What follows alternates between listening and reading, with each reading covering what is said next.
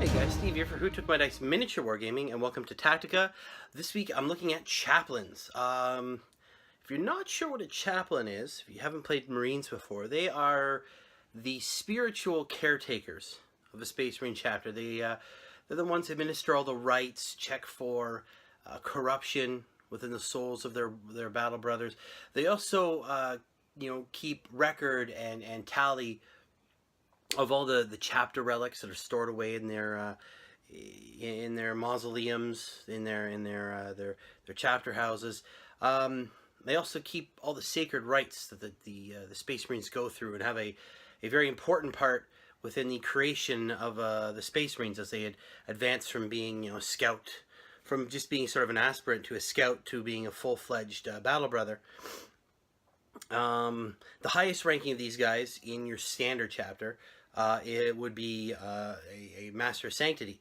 Now, you have things like the Dark Angels, the Blood Angels, the Space Wolves that have taken on variations. The Dark Angels have their Interrogator Chaplains, the Blood Angels have their Sanguinary Cult, and of course the Space Wolves have their Wolf Priests. So obviously they do the same thing as a standard chaplain, just within their own cults, and obviously with the Dark Angels, the Interrogator Chaplains have an even more important role to them. Chaplains on the battlefield have sort of disappeared recently, within the last year or so, because Chaplains' abilities are based more on close combat than they are shooting. Whether you take Primaris or Standard one, all their stuff is based on close combat, which is kind of obviously sort of been pushed to the back in terms of shooting, which is okay. I mean, that's the way the game goes. To me, though, they still have an important role to play in the battlefield, especially when it comes to morale. I'm going to take a look at, just a quick look at both their special abilities, the Litanies of Hate and Spiritual Leader special rules. As well, I'm going to take a look at Cassius, who's one of my favorite chaplains and one of my favorite characters of all time. He's the Ultramarines Master of Sanctity, who's got a different rage going on when it comes to fighting Tyranids. Why do I find chaplains so important? Because, well, one, I've always used chaplains. Whether I'm using my Black Templars, which have several editions ago, chaplains were almost a necessity if you want them to do what you wanted them to do, if you want any sort of control over the units. But they've always found them to be a rather economical leadership choice. They came with, back in the day, a power weapon, now like almost a power maul. It's still a way of wrecking lightly armored troops. Even obviously now the way the AP works, they can even start taking out Space Marines much better than they could before. But I always found them to be an interesting choice. I like the background, the fluff. So I'm going to flip down. We're going to take a look at a couple of different options, option special rules, and how they're beneficial to Space Marine players. Definitely something you should take a look at, and I hope you enjoy. So here we go.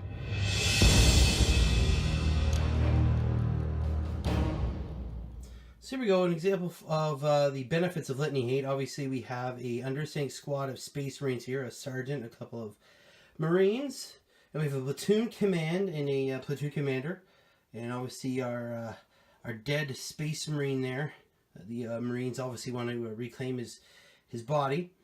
So this is going to be a bit of a tough fight for the Marines. Obviously, with the three of them there, it's only 4 attacks altogether. Obviously, Marines don't have the same impact they used to. We've seen that.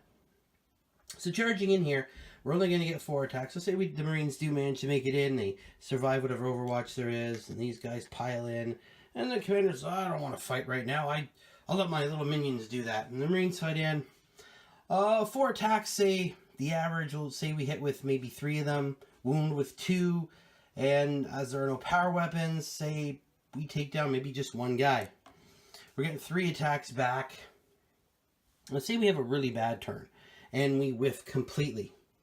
This is where a chaplain comes in handy. So we're bringing our little chaplain in there. So he dives in.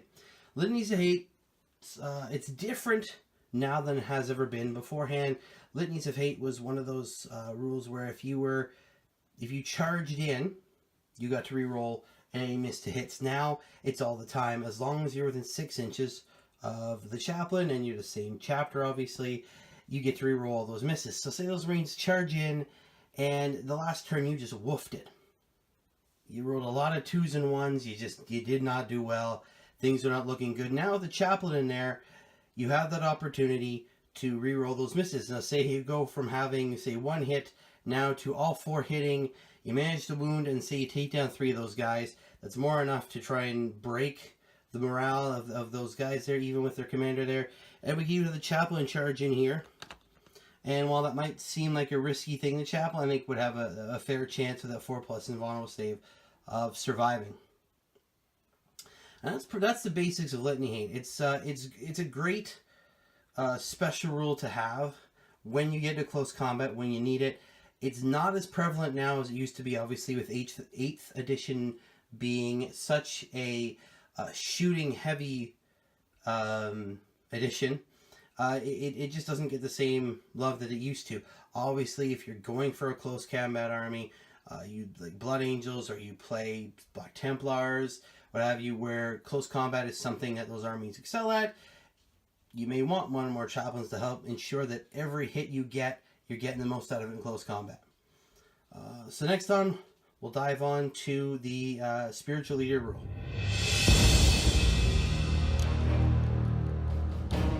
Alright guys, so here's my little example. You can see here I have my Ultramarines combat squad there. And over here I have a, obviously, heretical Astra Militarum platoon command that's decided to turn traitor. So let's say I had a horrible turn. Just a horrible, I can't make an armor save to save my life. And say 3 of these guys are gone. I rolled a lot of 1s. And let's say I took a few other casualties from shooting from another unit.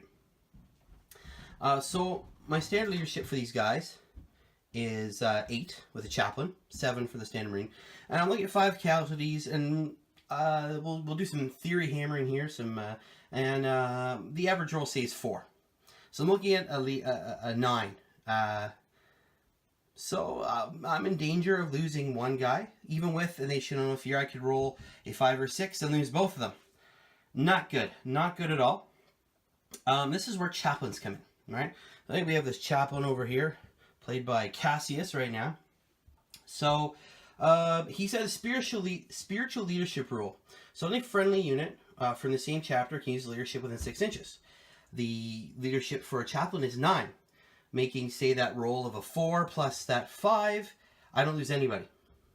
Yes, there's obviously still a chance I could lose a few more guys if I roll real bad, but for the most part, I'm no longer in danger. A morale check just isn't as troublesome anymore. Now, depending on the chapter tactic used, my Chaplains can be even better and more important. So we'll dive in here. Say I'm using the Ultramarines tactic, Codex Discipline. So all my Ultramarines add +1 in leadership, making my Chaplain leadership 10. This makes the morale checks even harder to fail. I really need to screw up. I really need to have a bad turn in order to start losing guys.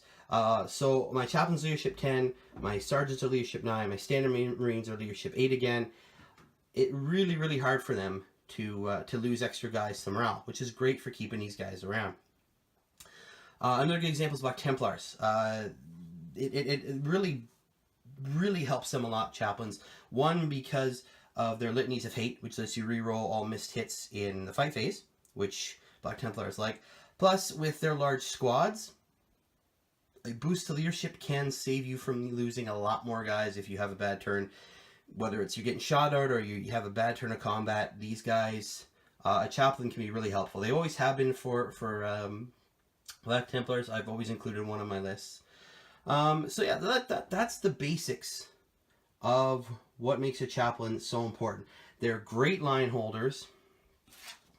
They're really good at keeping your casualties from morale low. They keep your Marines in the fight, and I usually always use one. Whether I'm actually using it as Cassius or just a standard Chaplain, I usually keep one. I find them very, very, very useful.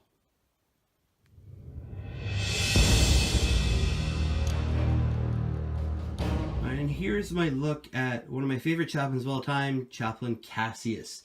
The Master of Sanctity for the Ultramarines, their most venerable of Chaplains, and one of the reasons why they have the Tyrannic War Veterans, his hatred for the Tyranid, his belief that they are a punishment for the lax spiritual purity of the Ultramarines chapter.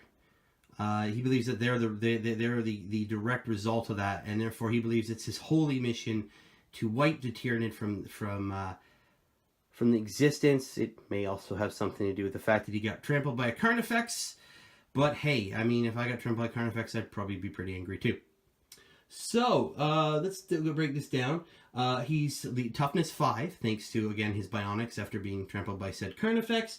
He's got a special combi bolter, Infernus, so it's a standard flamethrower slash mastercrafted bolter. It's a strength 4, -1 AP, 2 damage.